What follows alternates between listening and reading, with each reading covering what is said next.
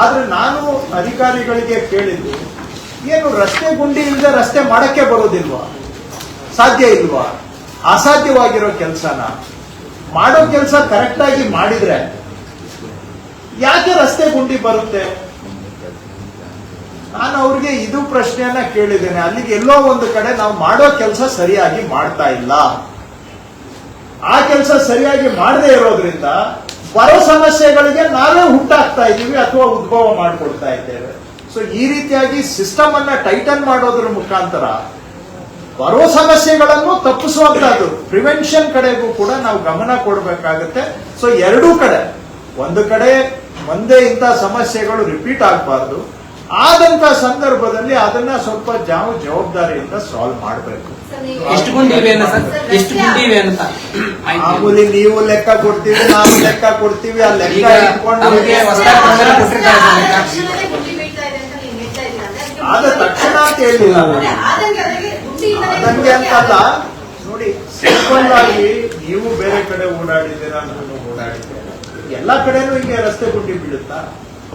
ಏನೋ ಒಂದು ಎಷ್ಟೋ ಒಂದು ರೀಸನಬಲ್ ಒಂದು ಇಷ್ಟು ವರ್ಷ ಅಂತ ಇರ್ಬೇಕು, ಒಂದು ರಸ್ತೆ ಮಾಡಿದ್ಮೇಲೆ ಬಾಳಿಕೆ ಬರಬೇಕು. ಕೆಲವು ಕಡೆ ಯಗ್ಗಾಮುಖ ಜನನೂ ಅಗಿತಾರೆ ರೋಡನ್ನ, ಹೌದಾ? ಬೇರೆಯವರು ಕೇಬಲ್ ಹಾಕೋರು ಬಂದು ಅಗಿತಾರೆ, ಅದು ಆವಾಗ ಗುಂಡಿ ಬಿದ್ರೆ ನನಗೆ ಅರ್ಥ ಆಗುತ್ತೆ. ಆದ್ರೆ ಏನು ಆ ರೀತಿಯಾಗಿ ಯಾರು ಹಾಳು ಮಾಡದೆ ಹಾಳಾಗುವಂತದ್ದು ಇದೆಯಲ್ಲ, ಆ ರೀತಿ ಆಗದೆ ಮಾಡ್ಲಿಕ್ಕೆ ಆಗೋದಿಲ್ವಾ ರಸ್ತೆ? ಲೆಕ್ಕ ಕೊಟ್ಟಿರ್ತಾರೆ ಸರ್, ಎಷ್ಟು ಗುಂಡಿ ಅನ್ನೋದು ಮುಖ್ಯ ಸರ್. ರಸ್ತೆ ಕಾಮಗಾರಿಗಳ ಗುಣಮಟ್ಟ ಸುಧಾರಣೆ ಆಗ್ಬೇಕು,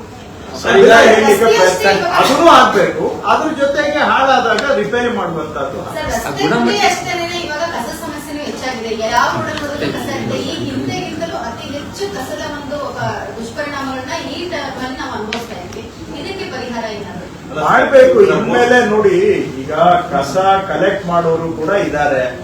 ಕಲೆಕ್ಟ್ ಮಾಡೋರು ಕೆಲವರು ಮನೆ ಮನೆಗೆ ಹೋಗಿ ಕಲೆಕ್ಷನ್ ಮಾಡುವಂತಹದ್ದು ಸಮರ್ಪಕವಾಗಿ ಆಗ್ಬೇಕು.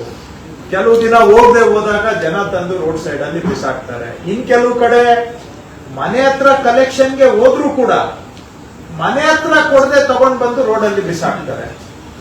ಇದು ಕೂಡ ವ್ಯಾಪಕವಾಗಿದೆ. ಈಗ ಇನ್ ಕೆಲವರು ಮನೆಯಿಂದ ಕಲೆಕ್ಟ್ ಮಾಡಿದ್ದನ್ನ ತಂದು ರೋಡ್ ಸೈಡ್ ಅಲ್ಲಿ ಬಿಸಾಕ್ಬಿಟ್ಟು ಹೋಗ್ತಾ ಇದ್ದಾರೆ ಕೆಲವರು. ಸೊ ಹಾಗಾಗಿ ಒಂದು ಕಡೆ ನಾವು ಕಸ ಸಂಗ್ರಹಣೆ ವ್ಯವಸ್ಥೆಯನ್ನ ಸರಿಯಾಗಿ ಕೆಲಸ ಮಾಡುವ ಹಾಗೆ ಮಾಡಬೇಕು. ರಿಪೀಟ್ ಮಾಡ್ತೇನೆ, ಗಾರ್ಬೇಜ್ ಕಲೆಕ್ಷನ್ ನಮ್ಮ ಸಿಸ್ಟಮ್ ಸರಿಯಾಗಿ ಕೆಲಸ ಮಾಡಬೇಕು. ಮನೆ ಮನೆಗೆ ಹೋಗ್ಬೇಕು, ಅದು ಮನೆ ಮನೆಯಿಂದಾನು ಕಲೆಕ್ಷನ್ ಮಾಡಬೇಕು. ಆದ್ರೆ ಇದು ಒಂದು ಕೈಯಿಂದ ಚಪ್ಪಾಳೆ ಬಾರಿಸೋದಕ್ಕೆ ಆಗೋದಿಲ್ಲ. ಮನೆ ಮನೆಗೆ